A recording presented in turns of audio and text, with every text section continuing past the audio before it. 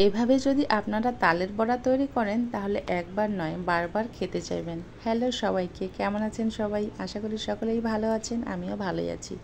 তো আজকে আমি তৈরি করব খুবই অল্প সময়ে অল্প উপকরণে নরম তুলতুলে তালের বড়া। তো চলুন তাহলে রেসিপিতে। তালের বড়া তৈরি করার জন্য প্রথমে লাগবে আমাদের একটা পাকা তাল। তালের খোসাটাকে এভাবে ছাড়িয়ে নিতে হবে। আসলে তালের খোসা ছাড়ানো, তালের রস বের করা এটা একটা কঠিন কাজ, যার কারণে অনেকেই এটা খেতে চায় না বা তালের বড়া তৈরি করতে চায় না, তালটাকেই পছন্দ করে না। আসলে কঠিন কাজ নয়, কোনো কাজেই কঠিন না, আবার কোনো কাজেই সহজ না।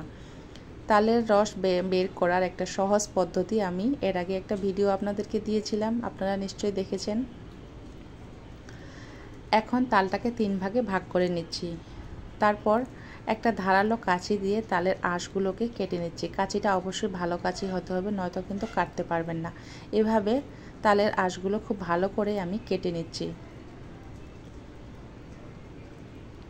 তালের রস বের করা একটা কঠিন কাজ, আর এই পদ্ধতি যদি আপনারা দেখেন তাহলে কিন্তু খুবই ইজি।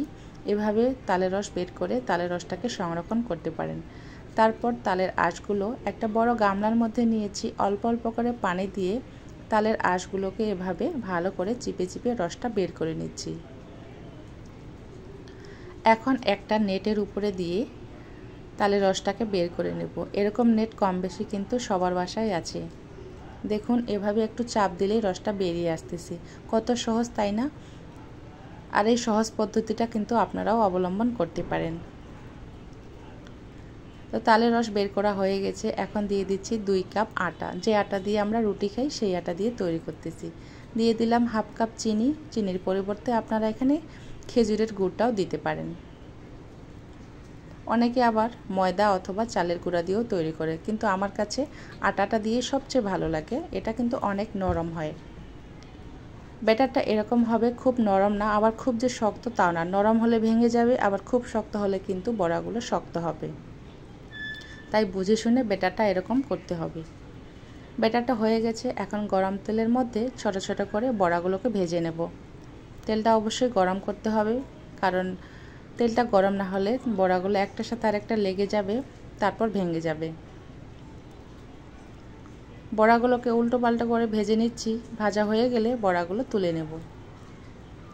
বড়াগুলো দেখুন কত সুন্দর ফুলেছে, একেবারে ফুলে টইটুম্বুর হয়ে আছে, আর বড়াগুলো অনেকটাই নরম তুলতুলে। এভাবে কিন্তু খুব অল্প সময়ের মধ্যে অল্প উপকরণ দিয়ে আপনারা তালের বড়া তৈরি করতে পারেন। রেসিপিটি কেমন লাগলো তা কিন্তু অবশ্যই কমেন্ট করে জানাবেন। ভালো লাগলে লাইক, কমেন্ট, শেয়ার করতে একদম ভুলবেন না। যারা ইউটিউব থেকে দেখতেছেন তারা অবশ্যই আমার চ্যানেলটিকে সাবস্ক্রাইব করে দিবেন, আর যারা পেজ থেকে দেখতেছেন পেজটি ফলো করে সাথেই থাকবেন। একটা ভেঙে দেখাচ্ছি ভেতরেরটা কেমন হয়েছে, দেখুন কত সুন্দর হয়েছে। তো সবাই ভালো থাকবেন, সুস্থ থাকবেন। ধন্যবাদ সবাইকে।